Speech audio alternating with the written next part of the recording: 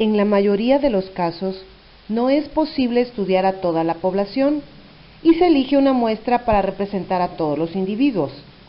Esta muestra debe ser representativa de todas las características de todos los elementos. Las muestras seleccionadas por métodos de muestreo probabilístico son más representativas que los métodos de muestreo no probabilístico, aunque no siempre es posible seleccionar la muestra aleatoriamente. El método de muestreo aleatorio simple debe utilizarse cuando los individuos de la población son homogéneos respecto a las características a estudiar, es decir, a priori no sabemos si los resultados van a ser muy diferentes por causa de otras variables. Es poco recomendado cuando la población es muy grande y heterogénea. Un ejemplo de este muestreo es cuando los individuos de la población se numeran del 1 al n. Extraemos n bolas de una esfera y la muestra serán los individuos seleccionados. La muestra obtenida queda de tal forma que todos los elementos tienen la misma probabilidad de ser seleccionados.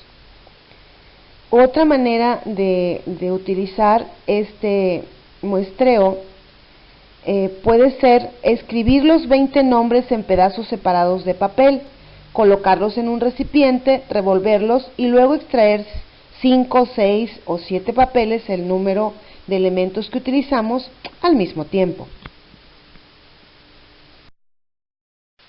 Se utiliza el método de muestreo estratificado cuando los elementos se dividen en estratos y estos estratos pueden ser diferenciales para la variable que se está estudiando.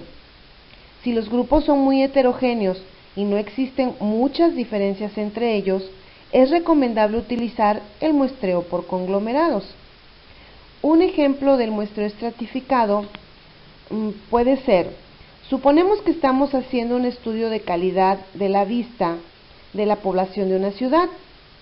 Entonces suponemos que el 30% de la población llevará anteojos y el 70% no. Mediante este método se escogería el 30% de la muestra de personas que llevan anteojos y el 70% de los que no. La ventaja del método de muestreo sistemático respecto al muestreo aleatorio simple es su sencillez. El método de muestreo sistemático es más potente que el muestreo simple cuando el orden de los datos influye en que los sujetos próximos son semejantes. Suponemos que queremos saber la opinión sobre un profesor de una clase de 60 personas. Dichas personas están ordenadas por orden alfabético en la lista de alumnos de clase. Para realizar la encuesta seleccionamos a 12 personas. Por lo tanto, n mayúscula igual a 60 y n minúscula igual a 12. El intervalo fijo entre sujetos es k igual a n mayúscula sobre n minúscula igual a 60 sobre 12 igual a 5. Ahora elegimos al azar un número entre 1 y k igual a 5. Suponemos que nos sale i igual a 2. La muestra resultado mediante el muestreo sistemático será como se muestra en la figura. Si se supone que los conglomerados son muestra significativa de la variable que se está estudiando, se puede seleccionar algunos conglomerados al azar y utilizarlos en representación de la población. Todos los conglomerados deben tener las mismas probabilidades de ser seleccionados. Un ejemplo es el conglomerado geográfico. En la práctica, el conglomerado más utilizado es el geográfico. Si queremos hacer un estudio en un país, podemos dividir el país en conglomerados como las comunidades, provincias, ciudades, etc. El muestreo no probabilístico se utiliza cuando es imposible o muy difícil obtener la muestra por métodos de muestreo probabilístico. Las muestras seleccionadas por métodos de muestreo no aleatorio intentan ser representativas bajo los criterios del investigador, pero en ningún caso garantizan la representatividad. El muestreo por cuotas se utiliza cuando se tienen datos adicionales de los individuos, como la edad, sexo, etc., y se pueden utilizar ya que el investigador considera que estos datos pueden influenciar en las características que se estudian. El análisis por estratos permite un posterior análisis de las diferencias entre grupos. El muestreo por cuotas se diferencia del muestreo estratificado en que la elección de los sujetos en cada estrato se realiza a criterio del investigador y no aleatoriamente como en el muestreo estratificado.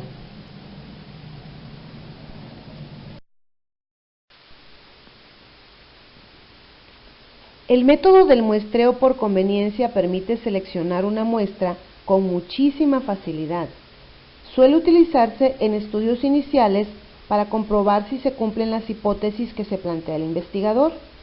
Una vez realizado el estudio, si se comprueba que los resultados son favorables a sus predicciones, ya se puede plantear la posibilidad de hacer el estudio con muestras probabilísticas para generalizar el resultado. Sin embargo, si se quisieran obtener resultados para generalizar a toda la población, este método no es aconsejable. Un ejemplo de este muestreo puede ser cuando un hospital desea hacer un estudio para testar la eficacia de su nueva vacuna contra la gripe que acaba de patentar un laboratorio farmacéutico. Entonces, realizan el estudio sobre sus pacientes porque así al hospital le supone menos costes económicos. Se llama muestreo de bola de nieve porque cada sujeto estudiado propone a otros, produciendo un efecto acumulativo parecido al de la bola de nieve. El muestreo de bola de nieve se utiliza cuando se va a estudiar a una población a la que es muy difícil acceder. El investigador conoce algún componente de la población y a través de ellos va completando la muestra.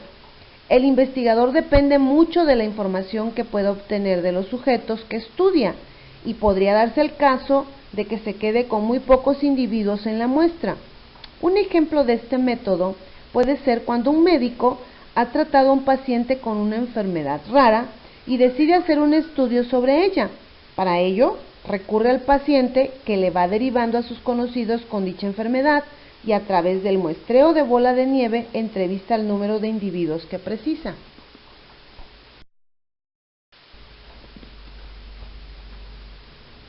Utilizaremos el muestreo casual o accidental únicamente para hacernos una idea de cuál es la opinión de la gente respecto a algún producto o tema de actualidad.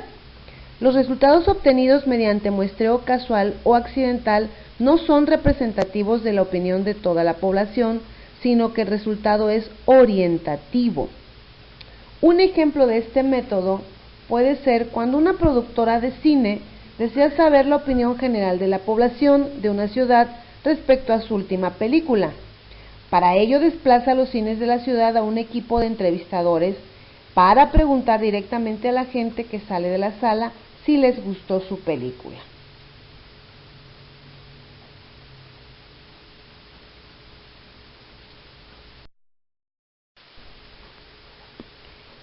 En el muestreo discrecional o por juicio, el investigador selecciona a los individuos a través de su criterio profesional.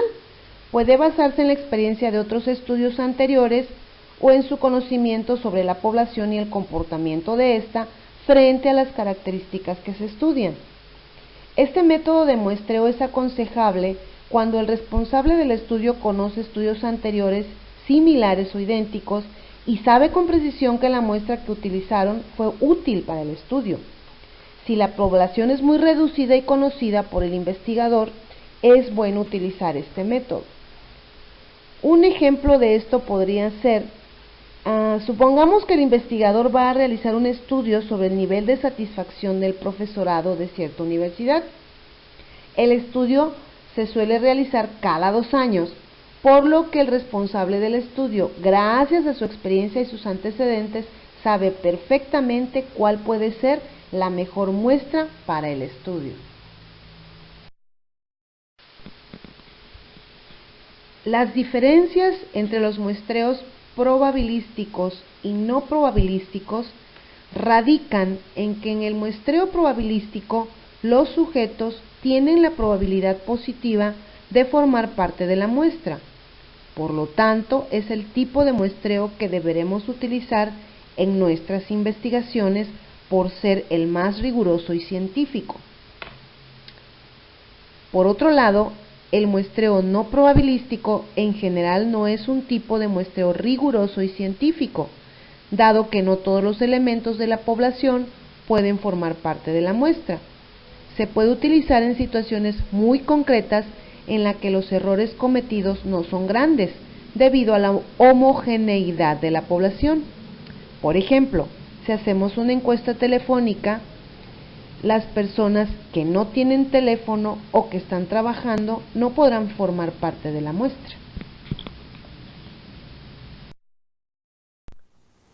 En este tipo de muestreo, los miembros de la población no tienen una probabilidad conocida de pertenecer a la muestra. La elección de la muestra se realiza a través de un procedimiento no aleatorio, que normalmente es el criterio del investigador o el entrevistador. Estos métodos no permiten establecer las desviaciones sufridas en los resultados de la investigación y por tanto las estimaciones obtenidas no pueden generalizarse estadísticamente a la totalidad de la población. Los métodos no probabilísticos se utilizan en estudios exploratorios o intencionales en los cuales no es necesario proyectar los resultados. Por ejemplo, son muy utilizados en investigaciones cualitativas en las ciencias sociales y normalmente son muy utilizados en la investigación de comportamientos que han sido poco investigados. En estos casos se obtiene información con el rigor necesario y con un costo más reducido. Por lo tanto, los resultados de un estudio con muestreo no probabilístico pueden ser totalmente válidos siempre que se utilicen adecuadamente y se asuman sus limitaciones. El muestreo por cuotas parte de distribuciones o cuotas conocidas de características del universo. La muestra se forma de tal manera que en ella se encuentren las mismas cuotas, es decir, las mismas distribuciones de estas características, tanto en la muestra como en el universo.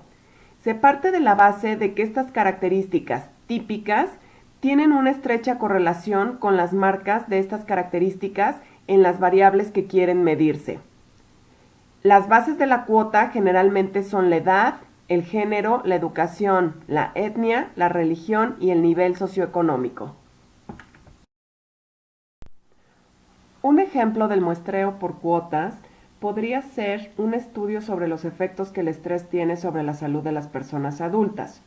Para esto, primeramente, se divide a la población en distintas categorías. Imaginemos que queremos hacer el estudio sobre la salud de los médicos. Entonces, el primer punto será dividir a los médicos en las distintas especialidades médicas, por ejemplo, oftalmólogos, cardiólogos, anestesistas, nefrólogos, etc. Y luego, de los miembros de esta primera muestra, se escogen aquellos que sean lo más semejante a la población a ser estudiada, siguiendo cuotas establecidas, por ejemplo, sexo, edad, escolaridad, etc. En este caso, por ejemplo, digamos que necesitamos 30 hombres y 50 mujeres mayores de 50 años.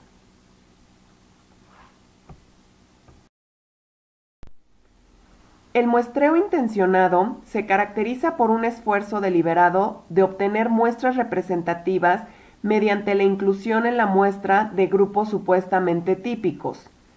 Se elige, por métodos no aleatorios, una muestra cuyas características sean similares a las de la población objetivo. En este tipo de muestreo, la representatividad la determina el investigador de modo subjetivo, siendo este el mayor inconveniente del método, ya que no se puede cuantificar la representatividad de la muestra. Uno de los casos más frecuentes en el muestreo intencionado es utilizar como muestra los individuos a los que se tiene fácil acceso. Por ejemplo, los profesores de universidad emplean con mucha frecuencia a sus propios alumnos. Supongamos que un profesor quiere realizar un estudio sobre la depresión en adolescentes y coincidentemente imparte clases en una preparatoria. Si hace un muestreo intencionado, él va a tener oportunidad de escoger alguno de sus grupos para realizar el estudio. El muestreo incidental, también conocido como muestreo casual o accidental, es un método de muestreo no probabilístico que permite elegir arbitrariamente los elementos sin un juicio o criterio establecido. Los individuos se eligen de manera casual, sin ningún juicio previo. Las personas que realizan el estudio eligen un lugar o un medio y desde ahí realizan el estudio a los individuos de la población que accidentalmente se encuentren a su disposición. Por ejemplo, la gente que circula por determinada calle a una hora específica del día o los visitantes que acuden a un museo en un determinado lapso. Un ejemplo de muestreo incidental podría ser un estudio exploratorio del consumo de tabaco entre los jóvenes. El investigador podría seleccionar cualquier centro comercial a cierta hora específica del día y entrevistar a un número de jóvenes que encuentre que considere razonable sin utilizar ningún otro criterio de selección adicional. Este procedimiento facilita la captación de unidades muestrales válidas para el estudio. El muestreo por bola de nieve consiste en solicitar de las propias unidades muestrales captadas la identificación de posibles nuevos elementos de la muestra pertenecientes al colectivo objetivo.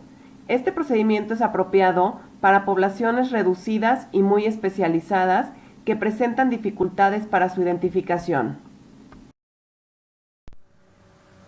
Cuando la muestra para el estudio es muy rara o está limitada a un subgrupo muy pequeño de la población, se utiliza normalmente el muestreo bola de nieve. Por ejemplo, para obtener sujetos para un estudio que quiere analizar un trastorno psicológico raro, el investigador puede elegir utilizar el muestreo de bola de nieve, ya que le será difícil obtener sujetos de otra forma. Es posible que sus pacientes con la misma enfermedad tengan un grupo de apoyo, y si uno de ellos es su primer sujeto, lo más probable es que ahí encuentre más sujetos para el estudio. Para llevar a cabo la lógica del muestreo, es importante tener en cuenta que entre los autores pueden existir algunas diferencias.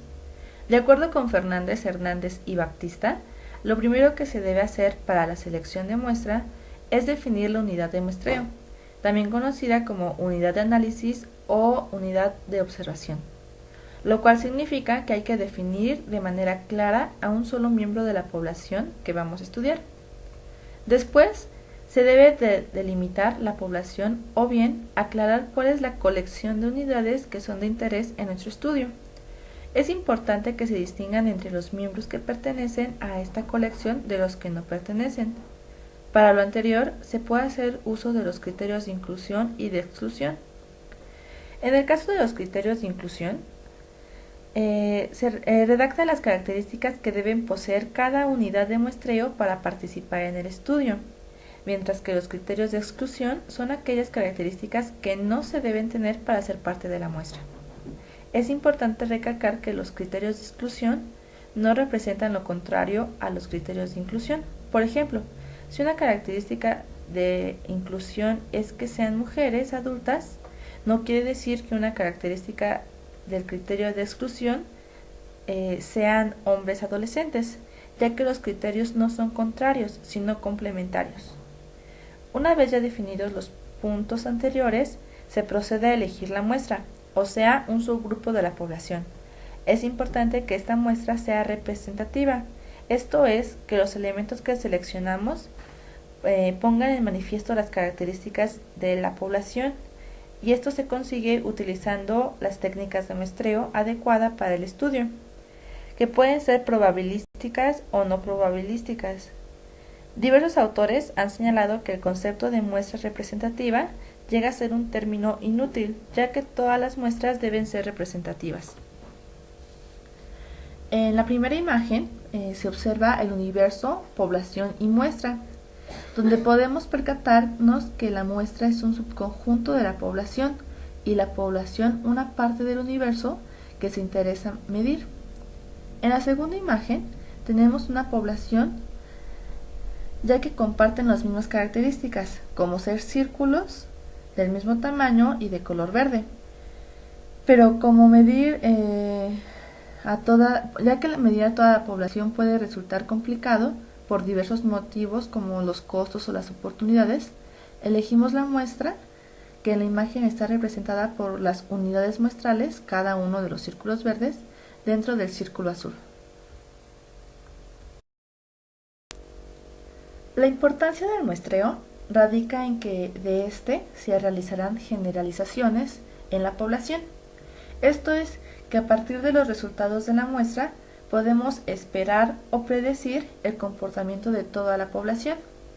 También es importante realizar un buen muestreo, ya que planteado de buena manera reducimos las posibilidades de sesgo en la investigación. Papel de la estadística y la probabilidad en el muestreo. La estadística analiza o procesa conjuntos de datos numéricos. La estadística auxilia a la investigación al tratar con los siguientes temas: la colecta y compilación de datos, el diseño de experimentos, la medición de la valoración tanto de datos experimentales como de reconocimientos y detección de causas, el control de la calidad de la producción, la determinación de parámetros de población, suministros de varias medidas de la exactitud y precisión de esas estimaciones, la estimación de cualidades humanas, la investigación de mercados incluyendo escrutinio de opiniones emitidas, etc.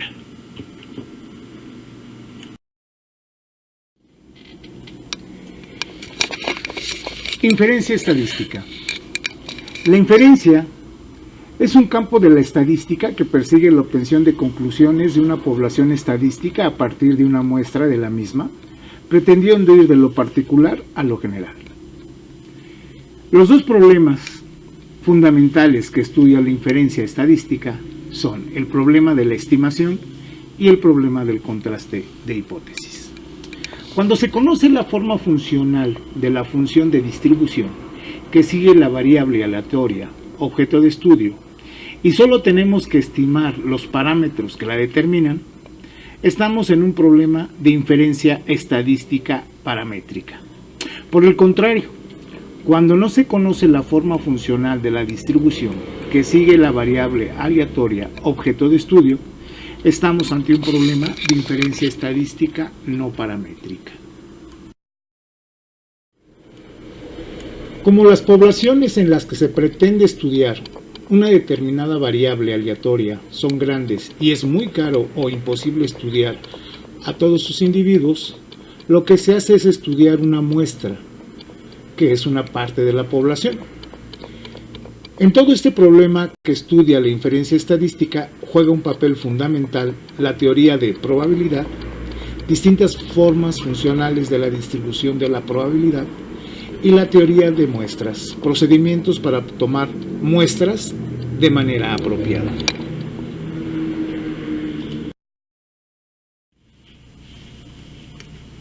Cuando se utilizan valores muestrales o estadísticos para estimar valores poblacionales o parámetros, pueden ocurrir dos tipos generales de errores: el error muestral y el error no muestral.